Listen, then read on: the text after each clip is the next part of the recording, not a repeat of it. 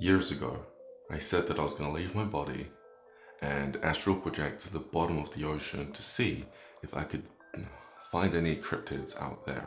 Cryptids are very large animals that border on the line of supernatural creatures, but they're just real enough to make the scientific community accept them as an actual living thing, a living animal, no matter how strange it may be. Matter of fact, gorillas used to be seen as some sort of cryptid at one point, until they classified them as monkeys. Now, I told people what happened in the live stream, but I don't think everyone saw it, because over the years I've been getting a lot of messages saying, hey, what the heck happened to that video that you promised us? Here it is again, okay? I went to the bottom of the ocean. I did. And I tried on 2 different occasions. On the first occasion, I freaked out. I left my body, right?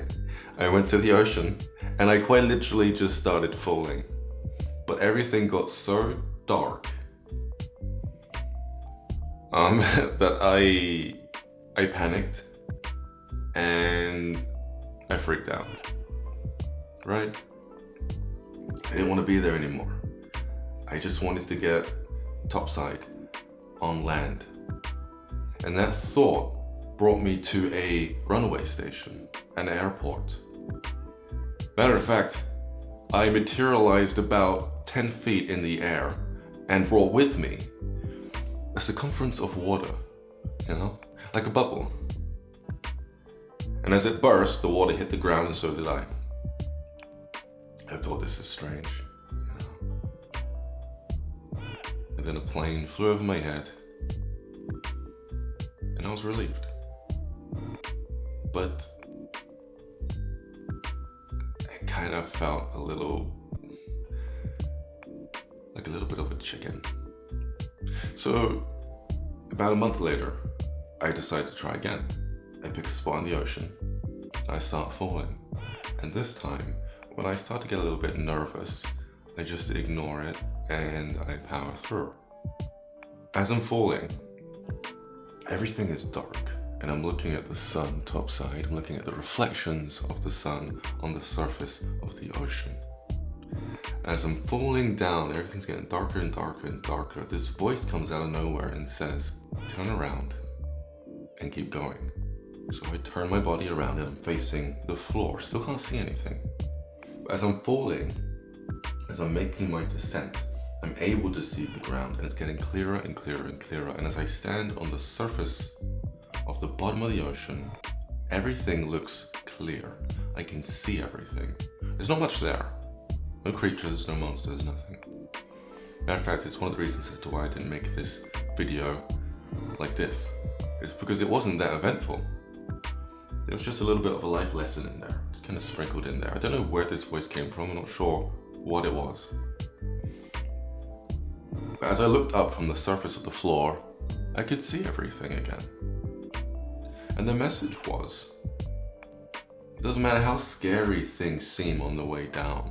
Once you get there, you'll be able to see exactly what's happening around you.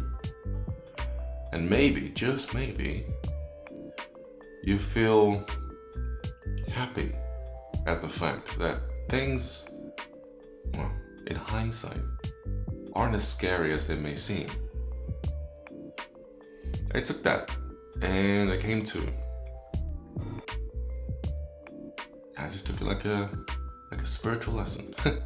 But no monsters, nothing yet. Nothing yet. And that was it. Those were the 2 times that, well, I attempted to travel to the bottom of the ocean to find cryptids, and the second time that actually worked. Now, was that the deepest region of the ocean the second time that I tried? I don't think so. I don't think so.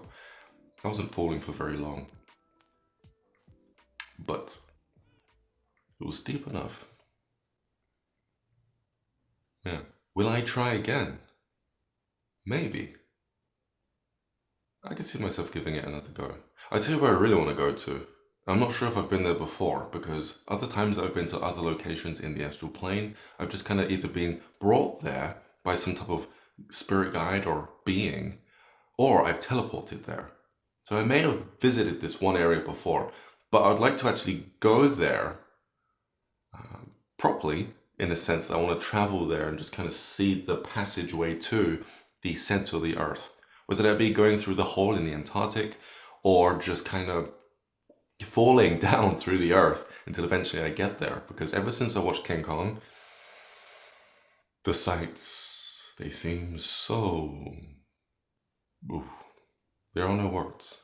And ever since I heard stories about giants being there that seemed very sophisticated, like giant people, beings that lived in castles and that watched over the domain and made sure that only certain people would get in there. Yeah, I've been pretty... it made such an impact that it stayed in my mind, this one destination. And so at some point, I'm gonna want to go to the center of the Earth. And who knows? Maybe when I get there, I'll realize I've been there before. Maybe it'll be a place I've never been before. But I'll tell you this, when I get there, if I get there, I will make a video about it. And don't message saying, when is that video gonna come out? Because this is just a pipe dream, right?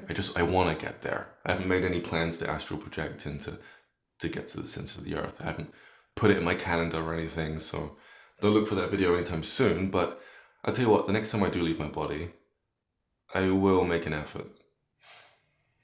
And for those of you who wonder if I still astral project, yes. The last time I did was a couple of days ago.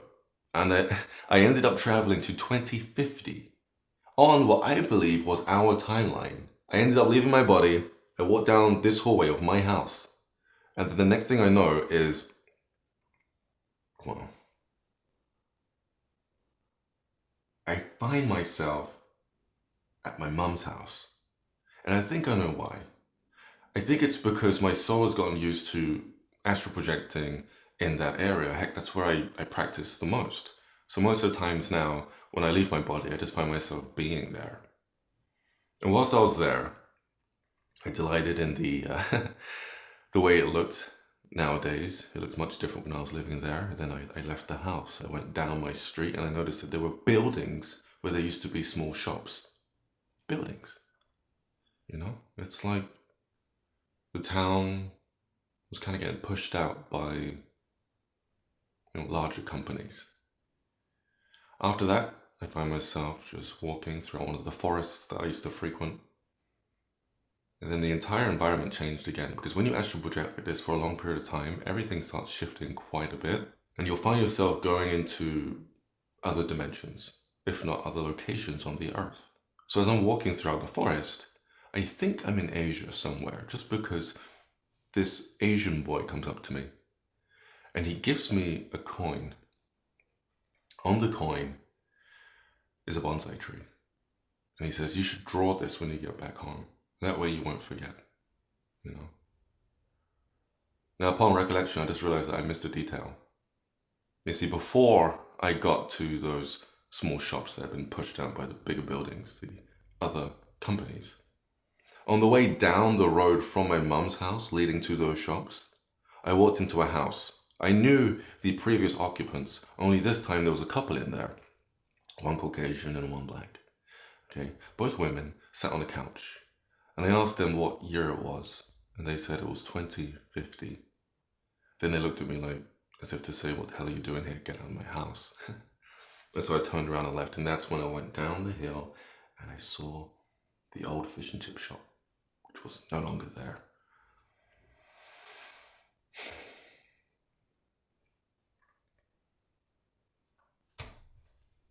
Yeah, what can I say?